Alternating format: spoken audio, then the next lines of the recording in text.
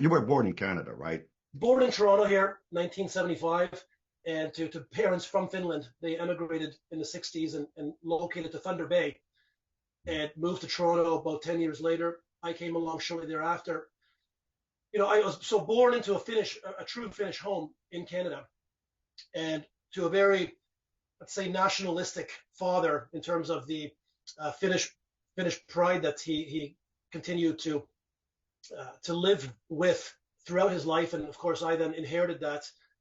So yeah, raised speaking Finnish. English is my second language officially. Uh, Certainly I can get by in Finnish these days and probably speak without an accent, but my vocabulary is quite weak these days. Haven't learned much new Finnish recently.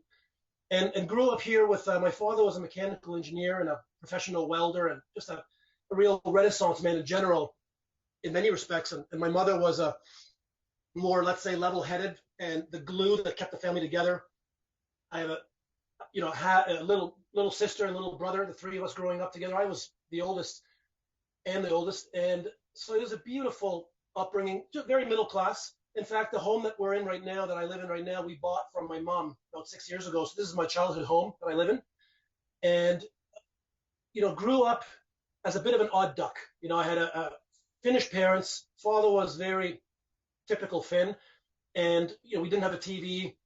Led a very sort of sheltered upbringing insofar as my only awareness of the outside world was when I saw at school. So there was no real pop culture that came into our lives, and very disciplined, sort of not militarist, not a military style, but close to it. Father was a military man for a period, and so growing up, I always felt like it was a bit of an odd duck. I spoke English with an accent, even though I was born in Canada, and they knew that.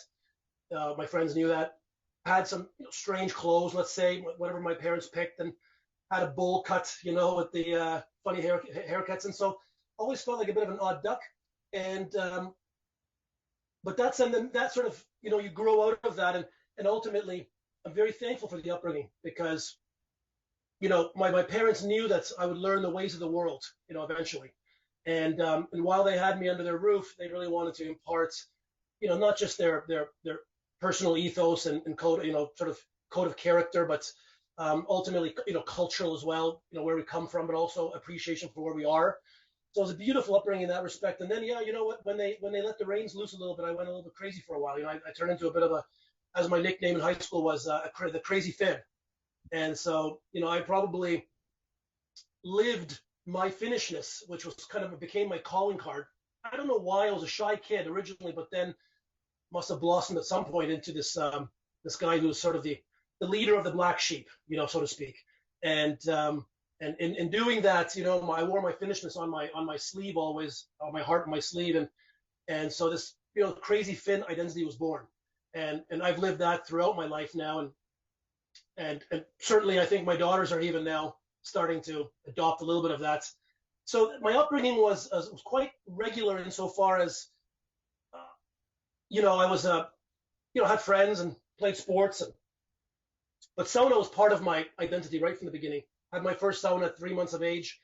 Dad built a cottage on Georgian Bay, which is in Lake Huron, about 2.5 hours north of here, and built an island cottage there, and that's where I had my first sauna, and first of what became, I would imagine, almost 5,000 saunas by now, every week thereafter.